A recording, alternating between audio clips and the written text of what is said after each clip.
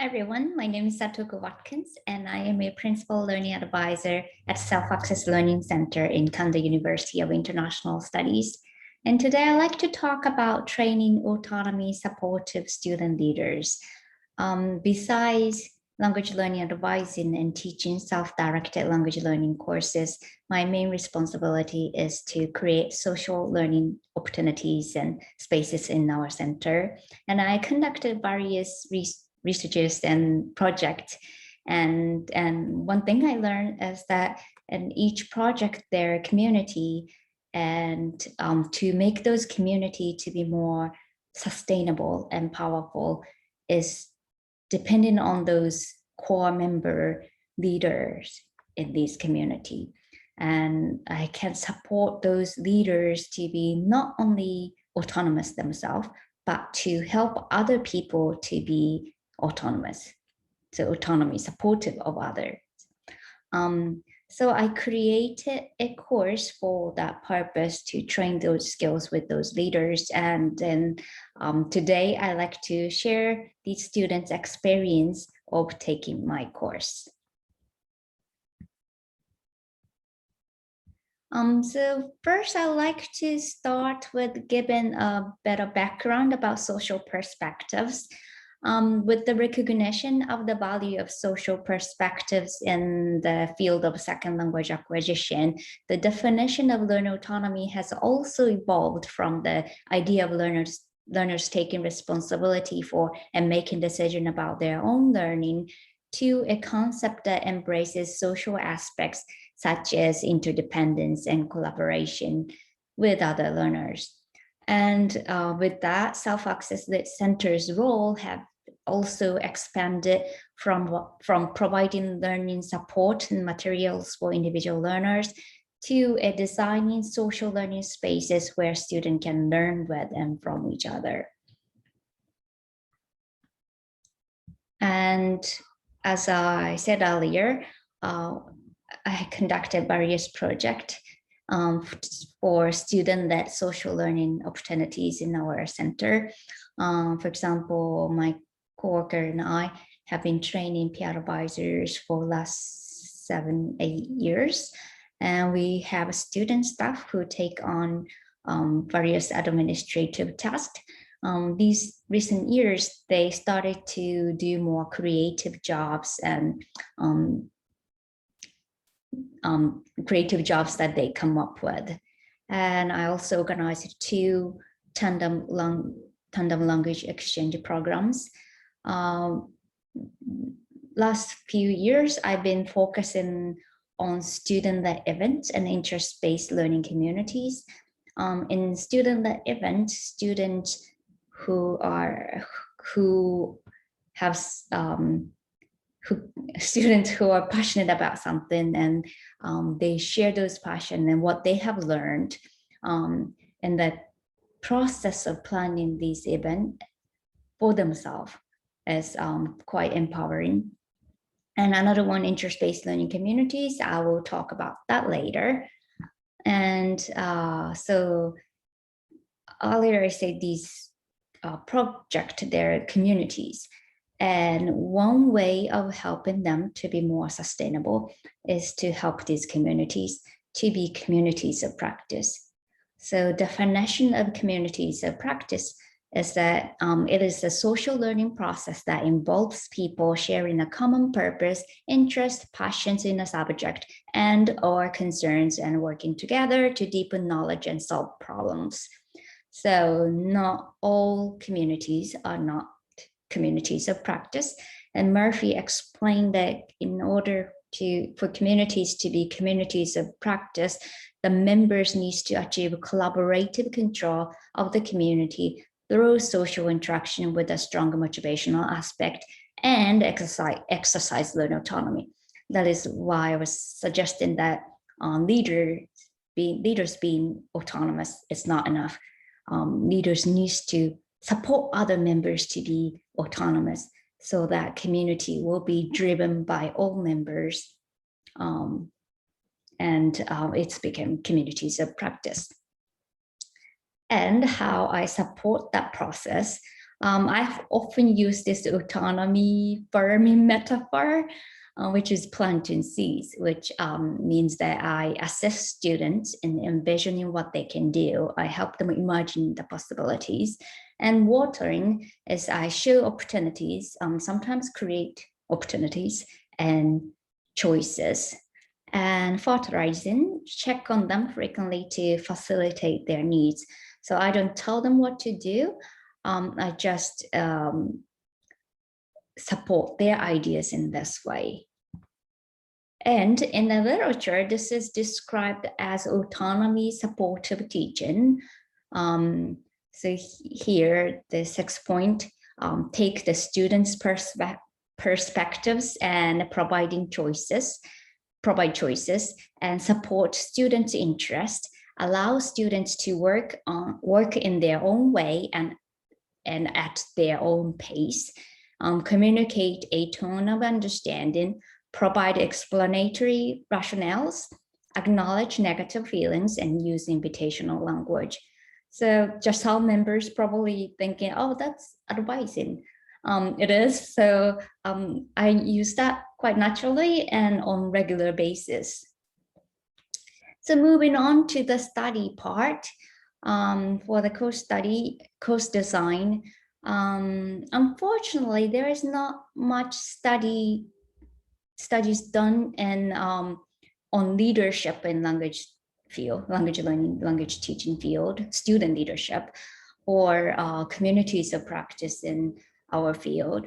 So the course content that listed here is something that I personally found useful to support our students. And so first is vision. So I help them think about why they do what they do, and basic psychological needs, the theory of motivation. How can we be more motivated? How can we help other people to be more motivated? And autonomy supportive leadership, communities of practice, leadership styles, advising skills. And the course has 2 parts. And the first part, students learn one content each week, and then they implement their ideas in their community because they are the leaders of the community. And then they reflect on the experience, they evaluate the experience and plan for next week.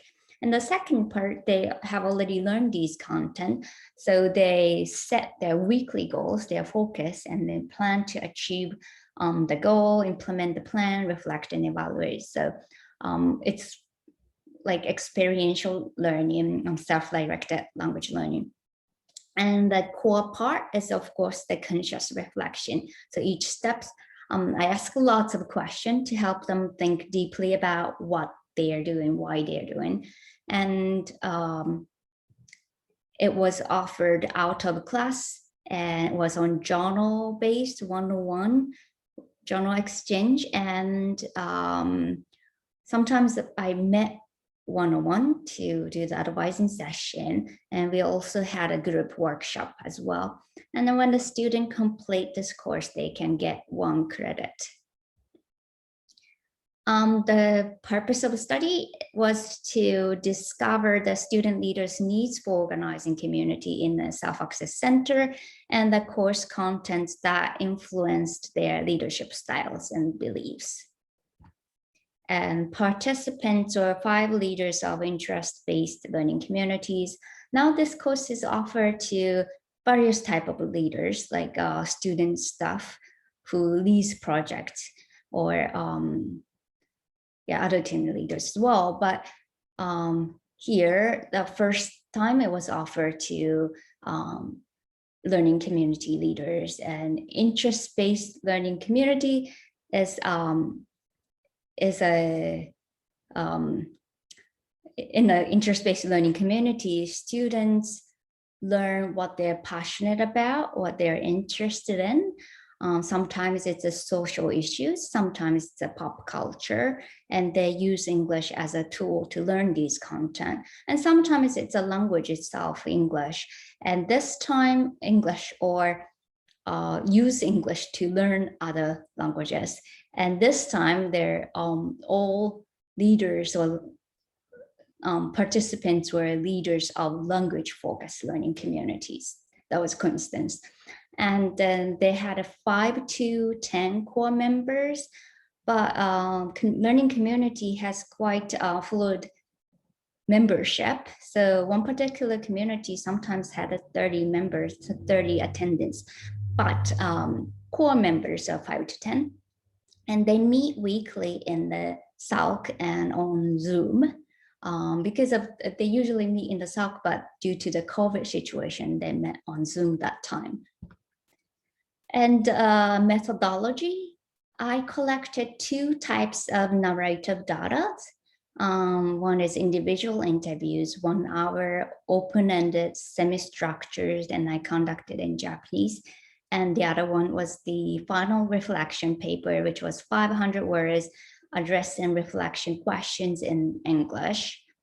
And analysis, first I transcribe all those narratives and then code it using NVivo and try to see this emerging theme of students' experience. And then I further elaborate it to answer, elaborate it and by referencing the literature to answer my questions, which is the needs of those leaders for organizing these communities and the what content to influence their beliefs and leadership styles. So finding and discussion, first one is collaborative leadership, and they learn to rely on others. I would like to start with this quotation. So I had a mindset that community leaders should lead a discussion and have enough knowledge to give advice to members. This belief was broken. I realized there is no one concrete form of a leader and we can create our own leadership style. It was new to me and my pressure was gone. Actually, all leaders had the same idea about leadership. They have to, kind of like autocratic, they have to know more than other members. They have to have the skills above everybody else and have to have the control. But when they learn that their leadership who uses collective wisdoms and rely on others and empower these people, that was kind of like aha moment to them. And also this pressure was a big thing because these leaders are volunteers. So we don't want to be stressed about being a leader, but by learning about they can be themselves. They can find their leadership style. They feel more comfortable. And the other quote, the purpose of my community is not teaching, but to learn together. So if the leader was like, come follow me, it doesn't suit the purpose and it will be like another class. So actually they found those collaborative leadership style suits their purpose, the style of community more. And actually this style allows these communities to be communities of practice as well. So second point is the need supportive roles. Again, all participants said to me that they resonated with this need supportive idea about psychological needs. They agree that when they are highly motivated, they're highly motivated when their psychological needs are met, which are autonomy, relatedness, and competence. And before learning about these things, they were not sure how to improve their community, but knowing that helping members to be more fulfilled with these needs, they can improve the community. So kind of this idea worked as a guideline for them, and they came up with various ideas and they implemented. I wish I had time to share it. So if you haven't, if you're interested, please ask me later. And yes, so they tried various things. And another quote here, I always emphasize we need your voices to improve the community.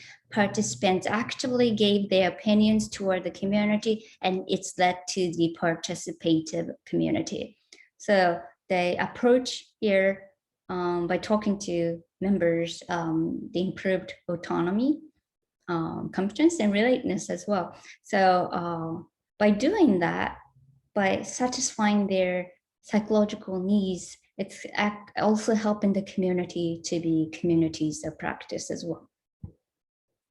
So third point is reflection, developing confidence, ownership, and metacognition. First quotation, since we are actual leaders and have our communities, there was a place to implement our new learning and ideas from our reflection. The thinking and implementing cycle was good.